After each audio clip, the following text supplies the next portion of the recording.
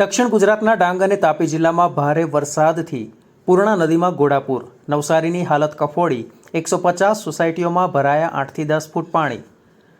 કર્ણાટકમાં પીજીમાં રહેતી યુવતીને હત્યારાએ ઉપરા છાપરી ચાકુના ઘા ઝીકી કરી હત્યા.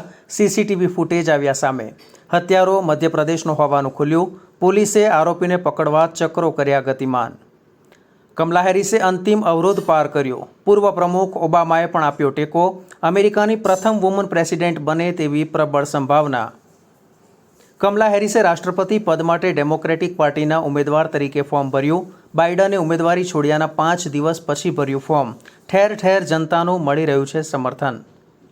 મેક્સિકો બોર્ડરથી અમેરિકા ઘૂસવા જતા 150 ગુજરાતી ઝડપાયા. મોટાભાગના ઉત્તર ગુજરાતના. ડિપોર્ટ કરી ભારત રવાના કરાશે. પાસપોર્ટમાં મેક્સિકોના ડુપ્લિકેટ સ્ટીકર લગાવ્યા હોવાથી અસાઇલમનો લાભ પણ નહીં મળે.